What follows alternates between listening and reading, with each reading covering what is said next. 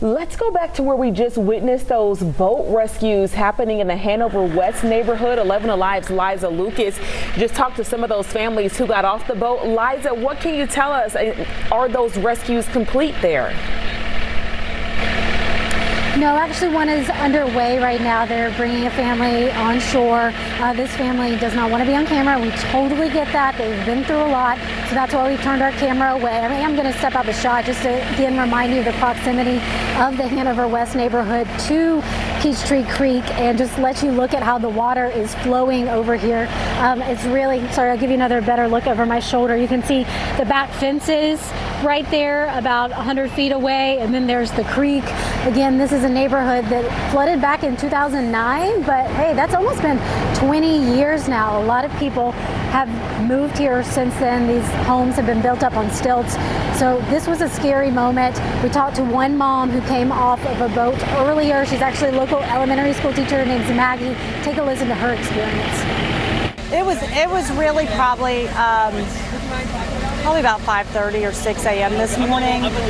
When I fell asleep for a few hours around 2:30 or 3, and I really thought it was going down. At that point, based on the prediction I saw on one of our river websites, and so I was shocked when I got up again at about 5:30, 5:45, and saw that it was really getting closer to the house. Can you tell us about your house? I know some houses are up over here. How's your home this morning?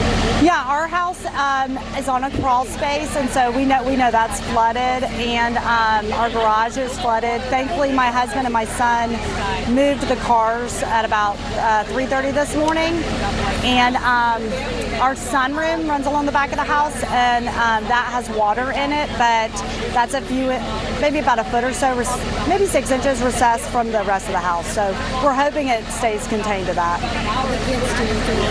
I think that they are tired, a little excited. My daughter just got a bunch of messages from friends who saw her on the news. But we have a lot of family close by, so we'll be heading to my mom soon with lots of food and hopefully some rest, so we can all kind of decompress.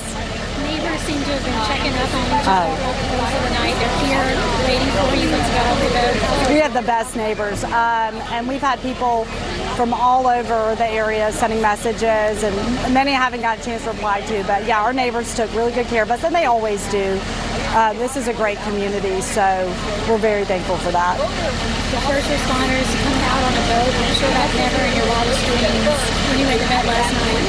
That was, they were very impressive. They're very calm, professional, and we are so thankful they're here. Yeah. At what point during the morning did you start realizing?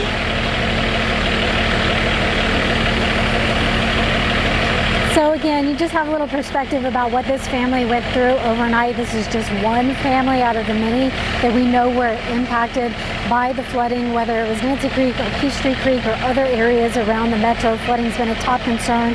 Again, off camera right now, we have another boat coming up, bringing another family back on shore, away from their home, which they'll leave behind for a little while as they kind of go through the next step, which is wait for these floodwaters to recede and then figure out the next step from there in the cleanup process. But the community's on shore, guys.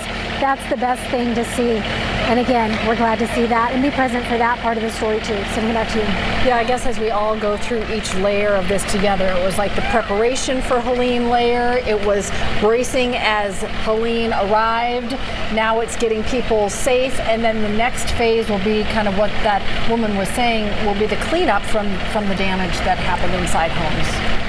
Yeah, Liza, and this might possibly be the last people coming in, but that's what we were saying yesterday, was checking those insurance policies. We even did a verify about, is flooding actually covered under that insurance, and sort of getting all that paperwork and data together. So it sounds like mom is going to have her work cut out for her, but just right now basking in the moment that the entire family is safe.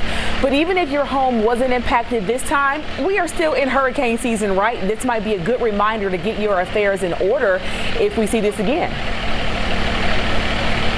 That's right, but you know what? I got to give a shout out to Maggie because she's an elementary school teacher. We know that whatever is coming her way, she's able to handle it. And her husband was telling me that, yes, they're all rattled by this circumstance and having to go through what they did, as are their neighbors and the many around Atlanta in the aftermath of Helene. But at the same time, it's going to be a good story when kids go back to school. They're never going to let her forget it. That's for sure. All right. Liza Lucas, thanks a lot. We know you're going to stay there, assess the situation. A lot of new information is coming in. We just found out a fire station was damaged in Coffee County. There are still rescues happening. A lot more to cover for you as our special coverage continues. Wrapping up special coverage as we officially go into 11 Alive Midday News. The news is always on 11 Alive Plus.